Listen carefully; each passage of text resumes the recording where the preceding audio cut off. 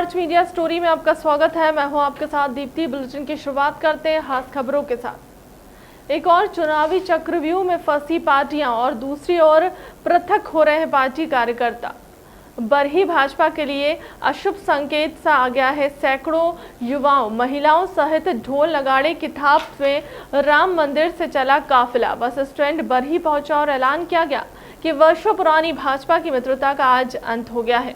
अलग हुए बरही भाजपा कार्यकर्ताओं मोहित बीतू शर्मा ने नगर परिषद में पसरे भ्रष्टाचार और पुराने भाजपा कार्यकर्ताओं को खुद को नीचा दिखाने सहित पीएम आवास योजना में अपात्रों को आवास बांटने व पात्रों को बेदखल करने का आरोप लगाते हुए पार्टी किसानी इकाई की कार्यप्रणाली पर सीधा प्रहार किया है। मैं मोहित शर्मा, उम्र 42 वर्ष, वार्ड नंबर 4 बरही का निवासी हूँ।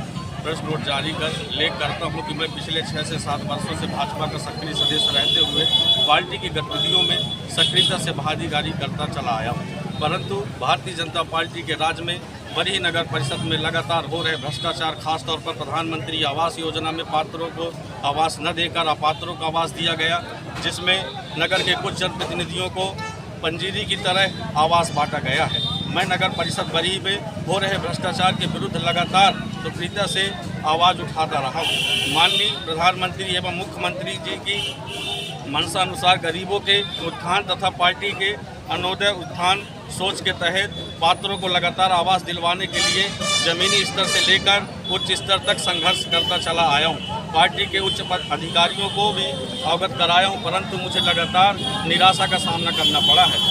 गरीबों और पात्रों की लगातार हो रही अनदेखी के कारण मैंने पार्टी की प्राथमिकता सदस्यता से इस्तीफा देने का निर्णय लिया है। मेरे इस निर्णय के समर्थन में मेरे साथ सभी सैकड़ों युवा जमीनी कार्यकर्ता भारतीय जनता पार्टी के प्राथमिक सदस्यता से इस्तीफा दे रहे हैं।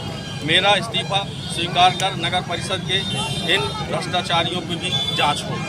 हम आपको बता दें कि किसान का आरोप है कि ग्रामीण क्षेत्र से आए किसान ने अपने बच्चों का जन्म प्रमाण पत्र बनवा भी लिया हो तो वह लोक सेवा केंद्र पहुंचते हैं और लोक सेवा से कहा कि तहसील चले जाओ। जब किसान तहसील आए तो तहसीलदार आलोक पारे ने मिले और किसान का कहना है कि हमें जानकारी तो नहीं है, ना हमसे अच्छे से बात की है, हमें 2 बार धुतकार दिया गया है, कैबिन से बाहर कर दिया गया। किसान ने प्रदेश के मुखिया शिवराज सिंह चौहान से गुहार लगाई कि हमारे साथ ऐसा व्यवहार होता है, मामा आपके होते हुए हम गरीब की सुनवाई कोई नहीं करता। दादा आपका प्रताप सिंह, कौन से गांव से आए? तो यहाँ तहसील काय के लिए आए थे आप? जन्म प्रमाण के। फिर जन्म प्रमाण पत्र का बच्चा के? हाँ, 4-5 साल का बच्चा है। अच्छा, तो जन्म प्रमाण पत्र नहीं बना उसका? नहीं बना भाई। तो फिर तहसीलदार साहब के पास गए, उनने झुचकार के 2-3 बार भगा दिया, हम बुला लेंगे, बैठ जाओ बाहर। हाँ, थर गया, फिर भी झुचकार बार बैठा दिए। 2 घंटा हो गई। उन्होंने बदतमीज बात करी, बदतमीजी से करिए ना, झुचकार रिया बाहर भगा बाहर निकलो बाहर। अच्छा, ये स्थिति कोई सुनवाई नहीं करी? कोई सुनवाई। जब कहते हैं भाई आओ कोर्ट जाओ। हाँ, अब कोर्ट का जाम भाई। तो हमें किसान आदमी पढ़े लिखे होता था, हम पहुँच जाते, कहाँ जा सके, कहीं नहीं जा सके। मतलब अधिकारी की यही मानवता नहीं है, बैठ के हाथ अच्छे से बात कर ले। अरे अच्छा, प्रेम से क्या कहते भाई 1 घंटा बैठ जाओ, 2 घंटा बैठ जाओ, तुम्हारा काम होगा। नहीं हो तो साहब तो कह दे, मतलब धुतकार के भगड़ा जाओ बाहर निकलो, कोई नहीं है ना से। तहसीलदार कौन है? आलोक पारे जी। आलोक पारे जी। अच्छा, शिवराज सिंह मामा जी, आपसे हाथ जोड़ के निवेदन है कि आप, हम तहसील में आए बच्चों के जन्म प्रमाण पत्र बनवाने के लिए, आलोक पार्ले जी ने झुचकार के 2-3 बार भगा दिया हमको झुचकार के। अब हम कहाँ जा सकते हैं, कहाँ नहीं जा सकते हैं? आपके होते हुए हमारे ये हालचाल है, किसान आदमी, गरीब आदमी, अब हम कहाँ जा सकते हैं? और अधिकारी इतनी बदतमीज, अधिकारी झुचकार कर बदतमीजी से बोलते हैं, मामा आपके होते हैं, हम आपके ही है किसान भाई, और कौन के? और ऐसे कार्रवाई की जाए, कार्रवाई जरूरी की जाए। हम तो बदतमीजी कर रहा है, गरीब आदमी, हम कहाँ कर सकते हैं? उन पर जरूरी कार्रवाई हुई है।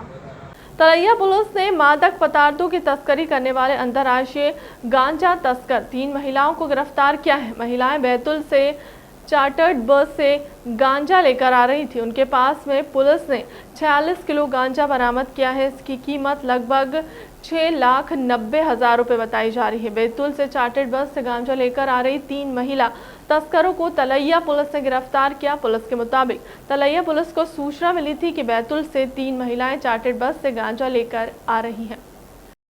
राजधानी भोपाल में एक बार फिर पुलिस ने घर के अंदर दफन कंकाल बरामद किया है।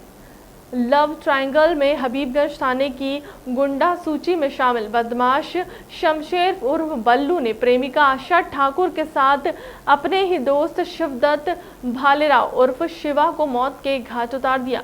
हत्या करने के बाद लाश को प्रेमिका के साथ मिलकर घर के अंदर ही दफन कर दिया और लाश को गलाने के लिए नमक डाल दिया। हत्या के पीछे की वजह बदमाश शमशेर को लगता था कि उसकी माशूका आशा के साथ दोस्त शिवा के अवैध संबंध है।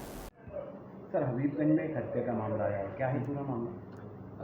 कल रात की घटना है। थाने में सूचना मिली थी कि कुछ महिलाओं को एक व्यक्ति जाके धमका रहा था और उसके पास कोई किसी व्यक्ति का सर टाइप का कोई चीज़ था। तो संज्ञान लेने के बाद जो टीम है उस व्यक्ति के घर गई, तलाशी की और तलाशी पे एक पता चला कि एक सड़ा गला सा एक व्यक्ति का जो सर है उसके घर पे मिला है।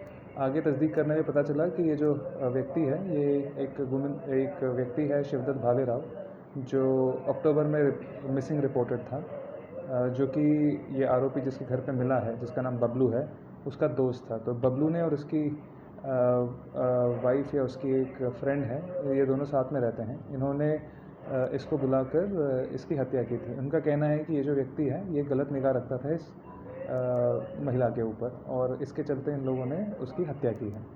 हत्या करने के बाद इन्होंने घर के बगल में जो है एक गड्ढा खोद के बिल्कुल वहीं पे इसको गाड़ दिया था। अभी कुछ दिन पहले इसका फिर विवाद हुआ था कुछ महिलाओं के साथ, तो उस महिलाओं को धमकाने के लिए इसने फिर वो गड्ढे को खोदा और जो व्यक्ति है उसका सर अलग करके इनके पास लेके गया दिखाने के लिए कि तुम्हारी भी यही हालत होगी, और इन्होंने कंप्लेंट किया और इस पर पुलिस ने जो है कार्रवाई करी। सर, इसमें सुनने में आया कि गर्लफ्रेंड की नज़दीक के कारण बताया गया है कि हत्या का। वही मैंने अभी बताया ना आपको कि यही है। उनका कहना था कि वो जो है शकी किस्म का व्यक्ति था और उसका ये कहना है कि संदेह करते थे वो लोग कि ये जो मृतक है वो महिला पे गलत नज़र रख रहा है। वो आरोपी को भी संदेह था और महिला ने भी कई बार कहा था ये चीज़। गुना जिले की तहसील आरोन में लोकायुक्त की सुबह में एक साथ सुबह 5 बजे लोकायुक्त 25 सदस्य टीम द्वारा आरोन स्वास्थ्य विभाग में पदस्थ कृष्णपाल रघुवंशी के गुना स्थित ख्यावदा कॉलोनी निवास पर और आरोन क्षेत्र के उनके पृथक गांव स्थित निवास पर एक साथ रेड डाली गई। कार्रवाई के वक्त नेत्र सहायक कृष्णपाल अपने निवास पर नहीं थे, वह आरोन में थे। कार्रवाई के लगभग 5 घंटे बाद नेत्र सहायक अपने गुना निवास पर पहुंचे। नेत्र सहायक कृष्णपाल केपी रघुवंशी के निवास पर दोपहर तक लोकायुक्त की टीम के द्वारा छापामार कार्यवाही जारी थी। जांच अधिकारी के मुताबिक आरोन उप स्वास्थ्य केंद्र में पदस्थ नेत्र सहायक के यहाँ से नकदी सोना चांदी प्राप्त नहीं हुई, पर कई बैंकों के अकाउंट और लॉकर भी मिले। Lokayukta team bank account locker की जानकारी बैंकों से जुटा रही है। मुख्यमंत्री शिवराज सिंह चौहान गृह जिले सीहोर के इछावर में किसान अपनी समस्याओं को लेकर दर दर भटक रहा है।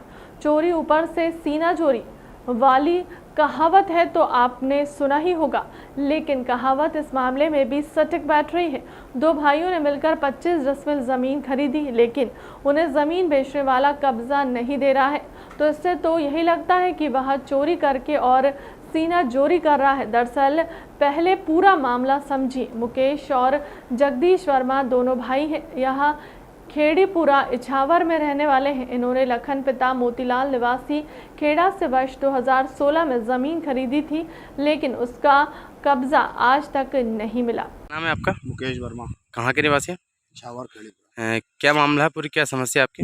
मैंने 2016 में 5 लाख रुपए दिए और 25 डिसमिल ज़मीन खरीदी और मेरे को ज़मीन नहीं दे रहा है, जान से मारने की धमकी दे रहा है। 420 में जा रहा था, ट्रैक्टर उठाया था इनने, उसका पैसा दिया मैंने बैंक में, स्टेट बैंक में इछावर। और मेरे छोटे छोटे बच्चे हैं, अब मेरे को पैसा नहीं दे, ज़मीन भी नहीं दे रहा है और 420 करके इनने मेरे से पैसे ले लिए, ना ज़मीन दे रहा है। ज़मीन की रजिस्ट्री करवाई इनने और पैसा भी नहीं दिया मेरे को अभी तक, और ना ये ज़मीन दे रहा है। और अगर मैं ज़मीन मांगता हूँ तो जान से मारने की धमकी देते हैं। मेरे छोटे छोटे से बच्चे हैं साहब। ये छोटा सा बच्चा है कैलाश वर्मा, इसकी उम्र है 16 साल और ये बहुत परेशान है, बहुत परेशान हाल में हूँ मैं। मेरे को मेरी ज़मीन दिलवाई जाए, नहीं तो मेरा पैसा दिया जाए। कौन सा खरीदी थी आपने? मैं लखन वर्मा से ज़मीन खरीदी, लखन वर्मा और मोतीलाल वर्मा। कितने की खरीदी थी? 5 कितनी ज़मीन? लाख रुपए दिए मैंने कैश। कितने डिसमिल ज़मीन 25 खरीदी थी? डिसमिल खरीदी सर। अच्छा, अब क्या आप उस पर अवैध रूप से कब्जा कर रहे हैं? वो आपको नहीं, ज़मीन दे ही नहीं रहा है मेरे को, दादागिरी कर रहे हैं, जान से मारने की धमकी देते हैं। एसपी साहब को दिया है मैं एक दरखास्त, एक एसडीएम साहब को दी मैंने, एक इशावर टीआई साहब मैडम जी को दी, लेकिन कोई निराकरण नहीं हुआ। 1-1.5 महीने से भागता फिर रहा हूँ मैं इधर से उधर, और कोई सुनवाई नहीं हो रही मेरी, और बहुत परेशान हूँ। मेडकी नगर रोड स्थित प्रधानमंत्री आवास शहरी को लेकर एक बार फिर किराएदार कलेक्टर से मिलने पहुंचे। किराएदारों का कहना है कि उन्हें मकान मालिक ज़बरदस्ती निकाल रहा है। हमें कहा गया था कि आपको मकान आवंटित किया जाएगा, इसके लिए हमने फॉर्म भी भर दिए, लेकिन अब हमको मकान आवंटित नहीं किए गए हैं और लगातार हमें मालिक निकालने को लेकर विवाद करते रहते हैं, जिससे हम परेशान हैं। मकान खाली करने को लेकर हमें आए दिन धमकाया जा रहा है। वहीं नगर निगम के द्वारा किराएदारों को भवन खाली नहीं करने की समझाइश दी गई है। साथ ही किराएदारों से आवेदन व शपथ पत्र भी लिए गए हैं। कहा गया है कि जिस घर में किराए पर निवास कर रहे हैं वही भवन आपको आवंटित किया जाएगा, ऐसा आश्वासन दिया गया है। इसकी जानकारी मिली तो नगर निगम से डिप्टी कमिश्नर साहब द्वारा निरीक्षण किया गया है, जो सही पाए जाने पर इन लोगों को आवंटन निरस्त की कार्रवाई के संबंध में सूचना पत्र दिया गया। सूचना पत्र प्राप्ति पश्चात सभी लोग अपने अपने गरीब किराएदारों के भवनों को खाली करवाने के लिए आए दिन डरा धमकाया जा रहा है। हो चुका है, अभी तक कोई कार्रवाई नहीं की गई है, और जिसके नाम से भवन आवंटित है वो लोग हमें भवन खाली करने के लिए परेशान कर रहे हैं। जिस विषय में दिनांक 10/5/22 को मुख्यमंत्री महोदय के नाम पर एक आवेदन कलेक्टर कार्यालय द्वारा जन सुनवाई में दिया गया था, इसके पश्चात भी कोई कार्रवाई नहीं हुई है। बताइए किन मांगों को लेकर आप कलेक्टर कार्यालय पहुंचे? हम लोग सब किराएदार हैं। कहाँ के किराएदार हो? हम आवास मल्टी में हैं, मेडकी रोड वाली आजाद नगर जो मल्टी है उसमें किराएदार हैं। हम लोग सब रह रहे थे, लेकिन कुछ लोगों ने मुद्दा उठाया कि आप लोग किराया मत दीजिए, आप लोगों का हक है इस मल्टी में मकान लेने का। हमको उन लोगों ने आगे करा, हम लोगों ने फॉर्म वगैरह भरे, सब कुछ करा, कागज दिए। क्या आपके मकान मिले आपको? फॉर्म नहीं मिले, 1 महीना हो गया कार्रवाई करे, कुछ भी नहीं है। और हम थाने जाते हैं तो थाने वाले बोलते हैं हम लोग कुछ नहीं कर सकते, और जिन्होंने हमें आगे करा वो सब पीछे हट गए हैं। वही मकान मालिकों लेके खाली करवाने आ रहे हैं। क्या आश्वासन मिला आपको जब कलेक्टर आए तो? अभी कुछ भी नहीं, हमको कुछ भी आश्वासन नहीं मिला। हम इसलिए आज और आए हैं कि हमारे लिए क्या कार्रवाई हो सकती है, आगे क्या हो सकता है। चूंकि नगर निगम भी गए थे आप लोग एक बार? सब जगह जा चुके हैं, हम नगर निगम जा चुके हैं, जन सुनवाई में भी जा चुके हैं। मकान मालिकों को क्या कहना पड़ता है बार बार? मकान मालिकों का कहना ही पड़ रहा है खाली करो। ठीक है, आपका नाम? मेरा नाम परविंदर कौर। फिलहाल क्लब तक की खबरों में इतना ही। देश दुनिया की तमाम बड़ी खबरों के लिए बने रहे हमारे चैनल के साथ। नमस्कार।